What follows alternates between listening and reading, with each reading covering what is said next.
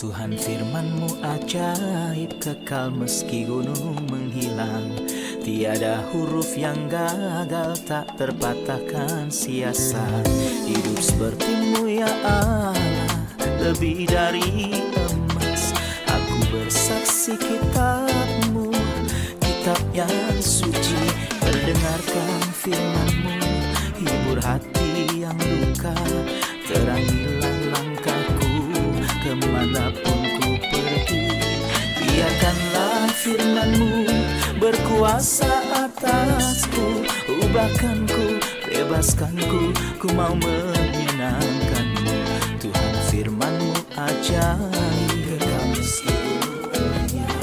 Ubah dan bebaskan aku, mau menyenangkan-Mu.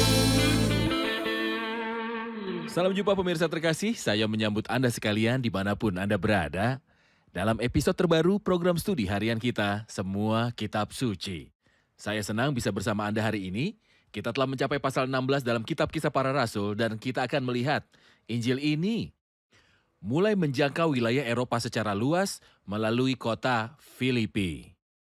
Untuk memulai, izinkan saya untuk menyambut tamu kehormatan di studio, hamba Tuhan Yosef Riyad. Selamat datang Saudara Yosef. Selamat datang Saudara Ayat. Sebuah kehormatan. Tuhan berkati. Juga para hadirin di studio, selamat datang. Saudara Yosef, mohon berikan kami gambaran tentang pasal 16 dari kitab Kisah Para Rasul. Pasal 16 bercerita tentang awal dari perjalanan kedua, ketika Paulus dan Silas bergerak. Kemudian Timotius menemani mereka, lalu Lukas juga menemani mereka. Kita akan baca bahwa pada awal ayat 10, ada perubahan kata ganti dari kata ganti orang ketiga jamak ke kata ganti orang pertama. Dia berkata, lalu kami bertolak dari Troas. Dia menambahkan dirinya Dia sendiri. menambahkan dirinya ke dalam daftar. Lukas memulai perjalanan misionarisnya dengan Paulus dan Silas dan Timotius juga. Kita melihat 3 kemenangan luar biasa dalam kota Filipi. Dimulai dengan seorang wanita bernama Lydia, dia kaya dan dia percaya kepada Kristus. Dia adalah seorang Yahudi yang menyembah Tuhan, tetapi dia menerima Kristus sebagai juru selamat dan Tuhannya. Kemudian Tuhan menyelamatkan seorang budak perempuan yang memiliki roh tenung. Dia menyelamatkannya dari roh jahat yang dia miliki. Tetapi ini menyebabkan masalah bagi Paulus dan Silas. Mereka dimasukkan ke dalam penjara sebagai akibat dari pekerjaan ini. Tetapi dari yang makan keluar makanan, dari yang kuat keluar manisan. Ketika kepala penjara Filipi diselamatkan, akibat gempa dia akan bunuh diri. Tetapi Paulus menangis, jangan celakakan dirimu. Dan dia berbicara kepadanya dengan firman Tuhan dan kepala penjara diselamatkan dan dibaptis sekaligus. Dia dan seluruh keluarganya, sebuah gereja yang indah terbentuk di Filipi. Saudara Yosef, Anda menunjuk pada awalnya bahwa pasal 16 adalah awal dari perjalanan misionis kedua. Mohon beri kami gambaran tentang stasiun utama dalam perjalanan ini. Perjalanan misi kedua Rasul Paulus adalah dari tahun 50 sampai sekitar 52 Masehi. Stasiun utama dimulai di Filipi, kota pertama yang ia kunjungi. Ini adalah kota Eropa dan yang pertama kali diselamatkan dan mengenal Kristus di seluruh Eropa adalah saudari Lydia. Ketika dia pindah dari Filipi seperti yang akan kita lihat di pasal berikutnya, pasal 17, ia pergi ke Tesalonika. Ia berkhotbah di sana dengan luar biasa, tetapi penganiayaan maksanya untuk pergi dengan cepat. Ia meninggalkan Tesalonika dan pergi ke Berea. Ia mengatakan tentang orang-orang di Berea, orang-orang Yahudi di kota itu lebih baik hatinya daripada orang-orang Yahudi di Tesalonika. Alasan kebaikan hati mereka adalah mereka menerima firman itu dengan penuh semangat, memeriksa apakah memang demikian adanya, dan membandingkan kata-kata Rasul dan kitab suci. Dia meninggalkan Berea dan pergi ke Athena dan dia melayani di sana suatu pelayanan yang diberkati. Khotbahnya dicatat dalam pasal 17, tapi sepertinya hasilnya sedikit. Tidak banyak, hanya sedikit. Dan dari Athena, dia pergi ke Korintus dan kita melihat ini di pasal 18. Kita dapat menganggapnya sebagai pelayanan yang paling indah. Di Korintus, Tuhan berkata kepadanya, aku punya banyak di kota ini. Jadi dia tinggal di sana periode terpanjang dengan pengecualian Efesus kemudian. Ia tinggal 1,5 tahun di Korintus dan hampir sebagai akhir perjalanan. Dia melewati Efesus tapi tidak tinggal lama. Dia mengatakan kepada mereka, aku akan kembali lagi. Kemudian dia pergi ke Kaisarea dan dari sana untuk menyapa orang-orang percaya di Yerusalem dan kembali ke Antioquia yang merupakan awal atau titik awal bagi Rasul Paulus. Sebelum pergi ke Filipi, dia bertemu di awal pasal 16 seperti yang dikatakan Alkitab. Paulus datang juga ke Derbe dan ke Listra. Di situ ada seorang murid bernama Timotius. Ibunya adalah seorang Yahudi dan telah menjadi percaya, sedangkan ayahnya seorang Yunani. Timotius ini dikenal baik oleh saudara-saudara di Listra dan di Ikonium. Dan Paulus mau supaya dia menyertainya dalam perjalanan. Paulus menyuruh menyuratkan dia karena orang-orang Yahudi di daerah itu, sebab setiap orang tahu bahwa bapaknya adalah orang Yunani. Mohon komentar Anda tentang awal pertemuannya dengan Timotius. Penyebutan pertama nama Timotius di tempat ini. Kemungkinan besar dia termasuk di antara murid-murid yang mengepung Rasul Paulus di Listra ketika dia dirajam. Tetapi tentu saja tidak ada nama yang disebutkan di sana. Tetapi referensi kedua Timotius 3 ayat 10 dan seterusnya menunjukkan bahwa Timotius adalah seorang saksi mata pada hal yang terjadi pada Paulus tentang penganiayaan dan rajam. Di Listra tampaknya dia tahu tentang Kristus pada kunjungan ini. Di sini, ketika Paulus kembali tidak lama kemudian, saudara-saudara di Listra menyaksikan bahwa Timotius adalah sosok yang terhormat meskipun dia masih muda. Paulus telah menemukan dalam dirinya hal yang dia sukai, seseorang serius dan rela berkorban. Jadi dia menemaninya dalam perjalanan. Dan hampir mulai saat itu Timotius tidak meninggalkan Rasul Paulus sampai-sampai Paulus berkali-kali menganggap dia sebagai putranya dalam iman. Ia telah menolong aku dalam pelayanan Injil sama seperti seorang anak menolong bapaknya. Dia adalah orang yang dekat. Dan kata-kata terakhir yang Paulus tulis sebelum kemartirannya adalah suratnya yang kedua kepada Timotius. Saudara Yosef, mohon beritahu kami tentang contoh yang ditiru dari Paulus dan Timotius di gereja selama berabad-abad.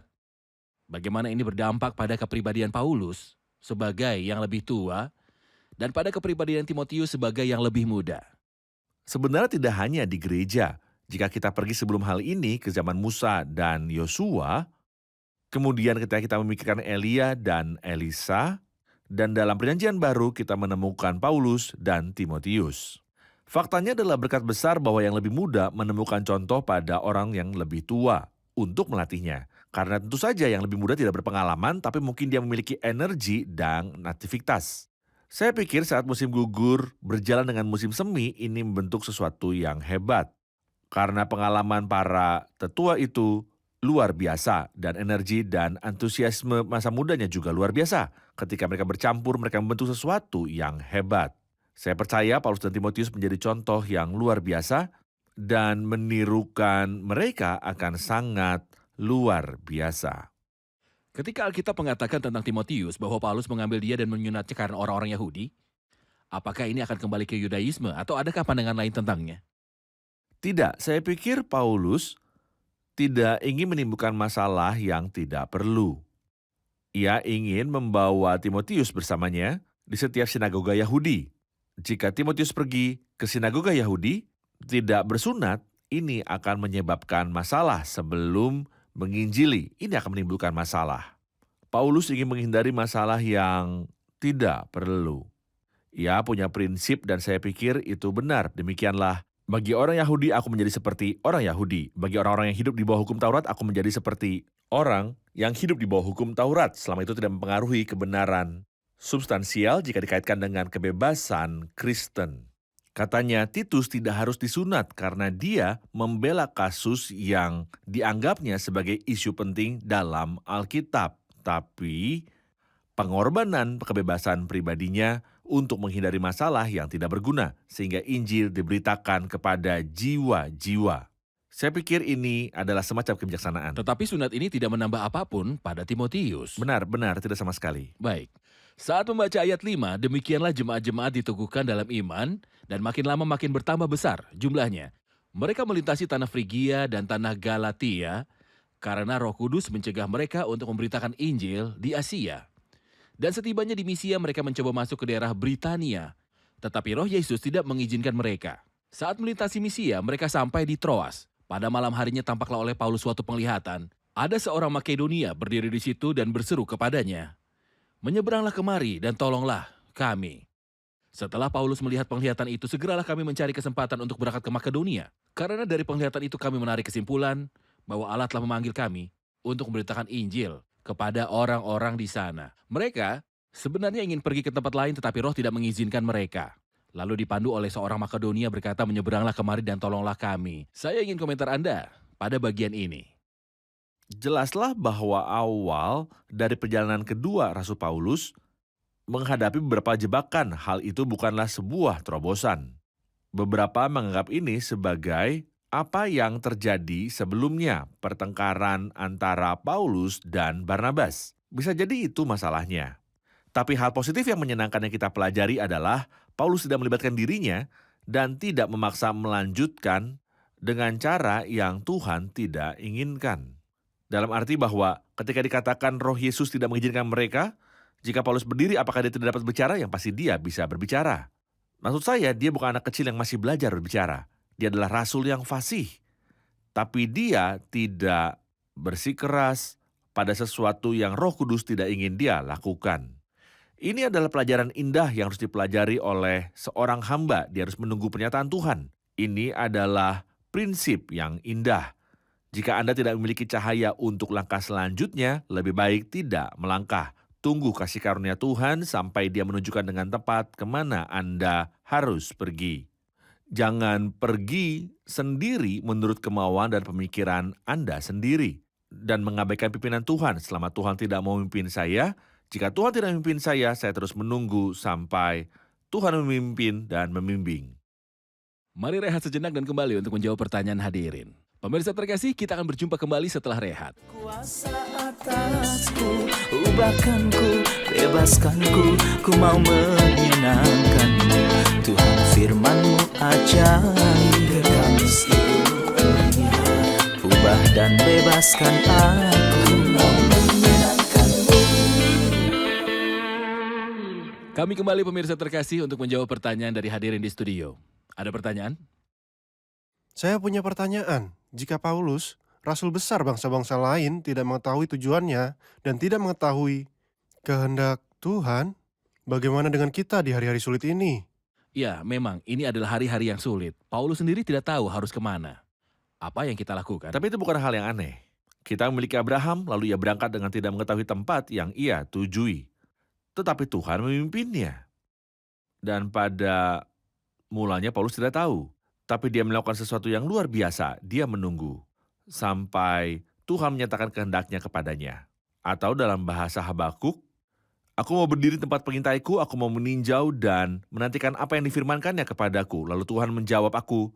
Jadi Tuhan bersabar dalam menjawab, tapi Dia akan menjawab. Ada syair indah yang sangat saya suka dalam Mazmur 116.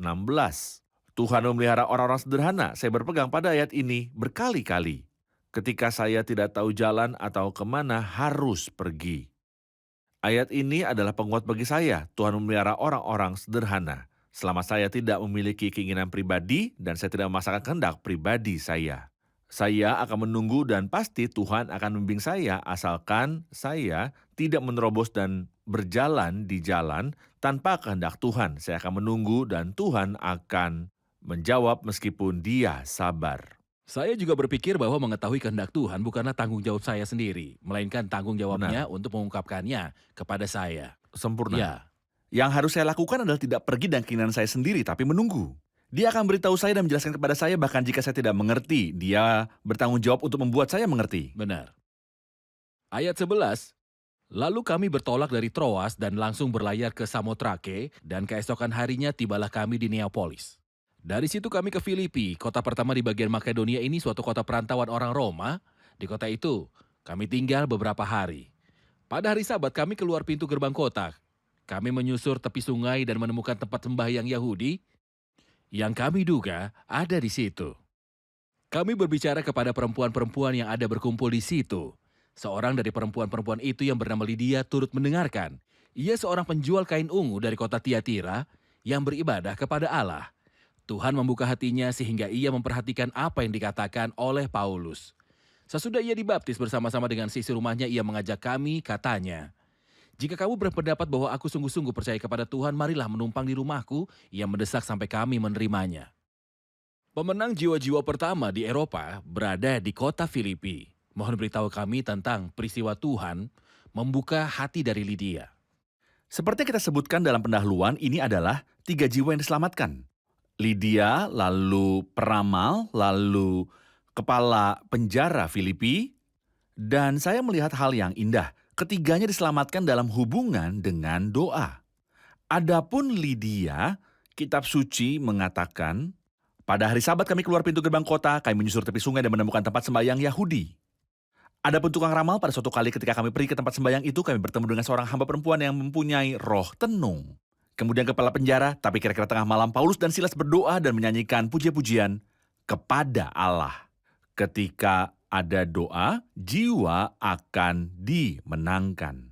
Tidak ada kemenangan jiwa tanpa doa. Karena itu, sebelum Anda memberitahu kita dalam 1 Timotius bahwa itulah yang baik dan yang berkenan kepada Allah, juru selamat kita, yang menghendaki supaya semua orang diselamatkan dan memperoleh pengetahuan akan kebenaran. Dia berkata, pertama-tama aku menasihatkan, naikkanlah permohonan, doa syafaat, dan ucapan syukur untuk semua orang. Mulailah dengan doa dan jiwa akan diselamatkan. Jika Anda mengabaikan doa dan menganggap bahwa Anda mampu menyelamatkan orang, jiwa tidak akan diselamatkan. Adapun Lydia, faktanya, dia adalah wanita yang luar biasa. Dia mendengarkan apa yang Paulus katakan. Tapi kitab suci memberitahu kita bahwa Tuhan membuka hati Lydia. Tuhan selalu yang memulai pekerjaan. Tuhan membuka hati Lydia, makanya hamba harus tahu bahwa tanpa Tuhan dia tidak bisa berbuat apa-apa. Atau tidak membuka hati Tuhan. Jadi mari kita berdoa kepada Tuhan untuk membuka hati orang-orang. Tuhan membuka hatinya dan dia membuka rumahnya. Itu luar biasa. Saya percaya bahwa ketika Rasul Paulus berkata, pada waktu aku baru mulai memberitakan Injil, ketika aku berangkat dari Makedonia, tidak ada satu jemaat pun yang mengadakan perhitungan hutang dan piutang dengan aku, selain kamu sendiri dari pertama hingga sekarang. Pada waktu baru mulai, maksudnya pada hari Lydia, ketika dipercaya, hari dia pergi ke rumahnya, ketika dia pergi ke rumahnya karena dia menganggap dirinya pasangan. Aku percaya pada Tuhan. Kenapa engkau tidak datang dan aku melakukan pelayanan kepada engkau? Mencuci atau menyiapkan makanan atau hal semacam itu. Itu adalah pelayanan praktek dalam Injil. Dia tidak berkhotbah tapi dia membantu para pengkhotbah. Dan ini adalah pelayanan yang luar biasa. Dan karena dia adalah contoh alfa dari kota Filipi, jadi semua orang percaya di Filipi mengikuti teladannya. Gereja Filipi adalah salah satu gereja yang paling banyak berpartisipasi dalam kebutuhan dan pengeluaran Rasul Paulus meskipun mereka sangat miskin. Saya pikir saudara Yosef, iman dan perbuatan jelas di sini. Ya, Iman muncul di hati Lydia, tetapi perbuatan muncul yaitu membuka rumahnya. Benar. Jadi perbuatan harus membuktikan iman. sempurna.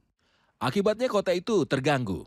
Terjadi gejolak. Ya, Dan kita akan tahu bahwa seorang wanita yang memiliki roh ramalan yang dikatakan dalam Alkitab di ayat ke-16. Pada suatu kali ketika kami pergi ke tempat sembahyang itu, kami bertemu dengan seorang hamba perempuan yang mempunyai roh tenung. Dengan tenungan-tenungannya, tuan-tuannya memperoleh penghasilan besar. Ia mengikuti Paulus dan kami dari belakang sambil berseru, katanya, "Orang-orang ini adalah hamba Allah yang maha tinggi. Mereka memberitakan kepadamu jalan pada keselamatan." Hal itu dilakukannya beberapa hari lamanya. Tetapi ketika Paulus tidak tahan lagi akan gangguan itu, ia berpaling dan berkata kepada roh itu, "Demi nama Yesus Kristus, aku menyuruh engkau keluar dari perempuan ini." Seketika itu juga keluarlah roh itu. Pertanyaan saya, apakah perempuan itu salah? Ia menguntungkan mereka. Orang-orang ini adalah hamba Allah yang maha tinggi. Mereka memberikan kepadamu jalan kepada sebuah keselamatan. faktanya dia terdiam cukup lama, jadi bukan dari awal. Karena kitab suci mengatakan bahwa dia melakukannya berhari-hari. Jadi Paulus kesal. Mengapa? Karena dia tidak menginginkan iblis bersaksi tentang dia. Dia ingin membedakan antara apa yang berasal dari iblis dan apa yang berasal dari Tuhan. Saya pikir siapa yang suka campuran ini adalah iblis. Mari kita campur semuanya. Oke, apa masalahnya? Firaun sendiri berkata kepada Musa, "Jika kamu ingin menyembah Tuhan, lakukanlah di negeri ini." Tetapi Musa menolak dan berkata, kami tidak dapat beribadah di negeri ini. Kami harus melakukan perjalanan 3 hari, melambangkan kematian dan kebangkitan. Kita tidak ada hubungannya dengan dunia atau iblis, tidak cocok. Jadi kita dan iblis bercampur dan dia menjadi saksi kita dan kita bersaksi kepadanya. Tidak, dan juga setiap peninggian diri ditolak oleh Rasul Paulus, itu bukan dari Tuhan. Hamba yang setia ingin memuliakan Tuhan dan menarik perhatian kepada Kristus. Bukan kadang-kadang untuk Kristus dan waktu lain untuk diri kita sendiri.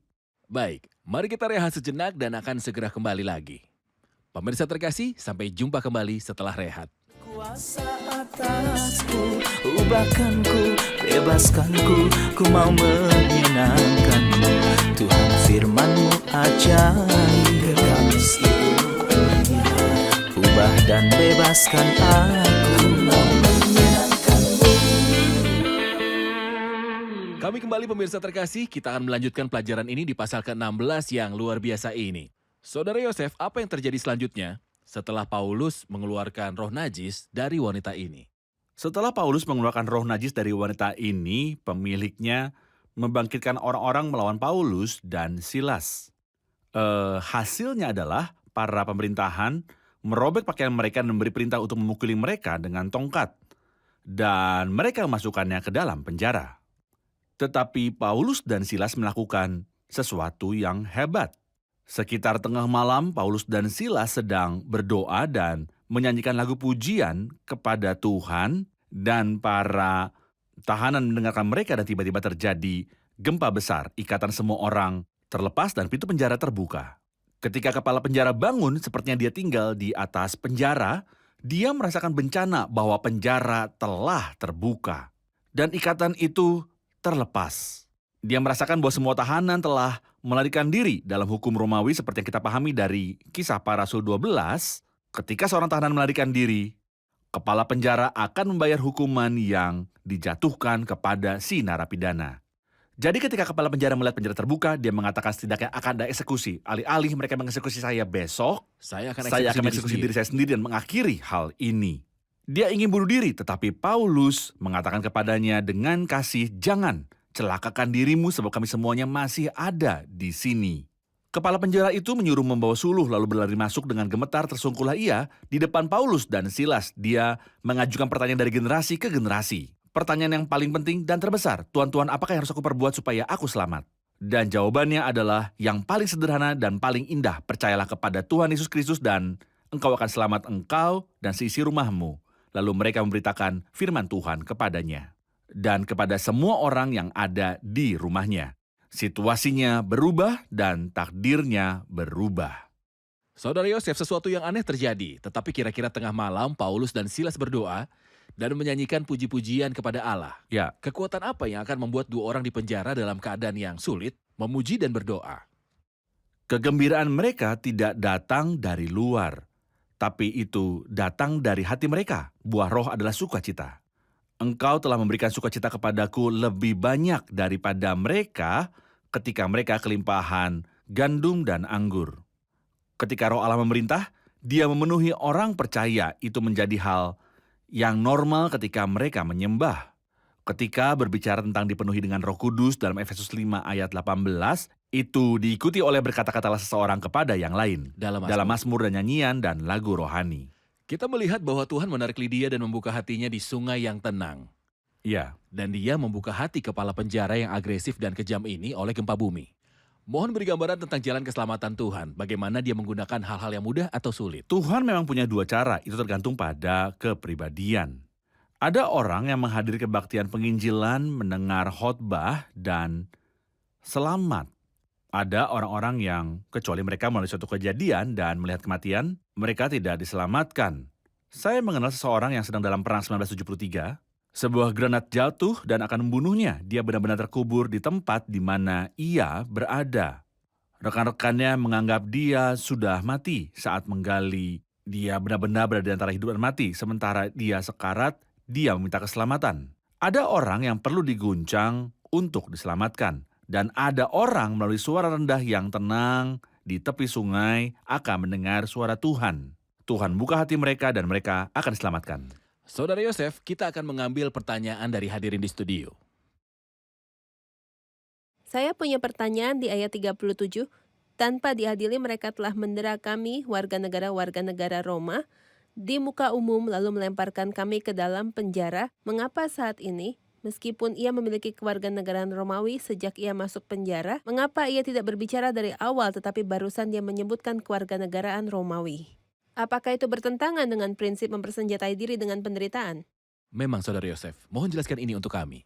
Dia didera secara tidak adil. Mungkin Tuhan mengatakan kepadanya bahwa karena kita tahu hasilnya, kemudian kepala penjara itu diselamatkan. Tetapi dia tidak ingin dibebaskan secara diam-diam untuk memperkuat situasi gereja baru agar tidak mudah untuk diserang. Dia ingin memuliakan mereka. Oleh karena itu, dia meminta para hakim untuk datang dan meminta maaf dan meminta mereka untuk meninggalkan tempat itu karena kejahatan yang mereka lakukan akan merugikan posisi mereka. Jadi seolah-olah Paulus membantu mereka agar mereka membayar kembali gereja yang baru didirikan. Hal ini bukan hanya pertimbangan Paulus, tetapi dia ingin memuliakan gereja di tempat Tepat. itu. Sempurna. Baik. Seperti yang diminta para tamu, kita harus membalas budi. Mari kita Ya, meminta tentu untuk saja, membalas mari budi. kita membalas budi. Adakah yang bisa memberitahu kapankah hubungan antara Paulus dan Timotius dimulai? Pertama kali nama Timotius disebutkan dalam Alkitab ada di pasal ini yang kita baca. Tetapi Timotius mungkin termasuk di antara para murid yang mengelilingi Paulus setelah dilempari batu di Listra dan mungkin dia mengenal Tuhan saat ini.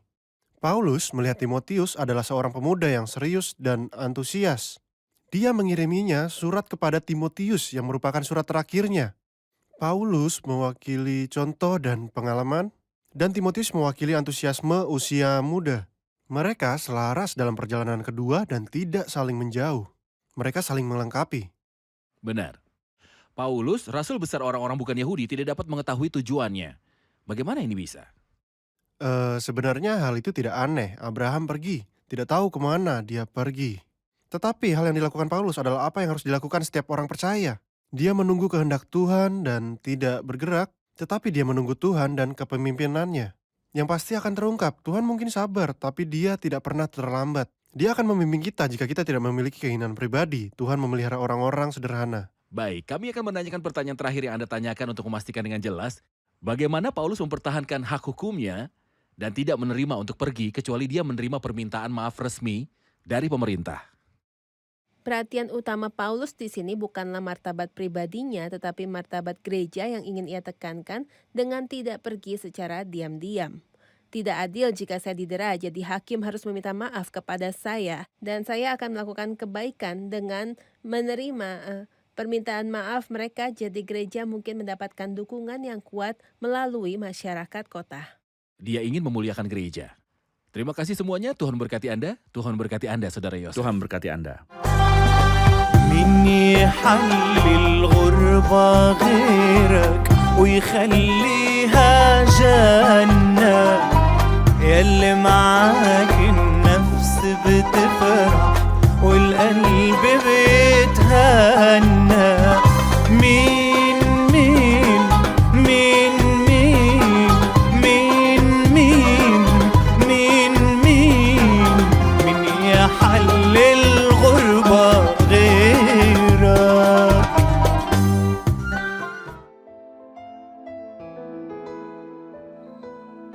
Tuhan firman-Mu ajaib kekal meski gunung menghilang. Tiada huruf yang gagal tak terpatahkan siasat.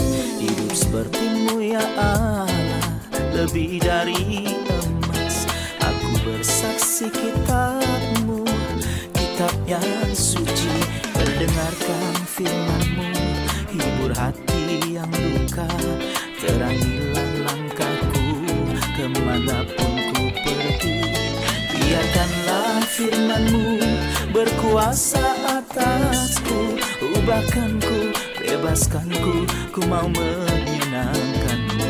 Tuhan firman-Mu ajaib kekal meski dunia. Ubah dan bebaskan aku.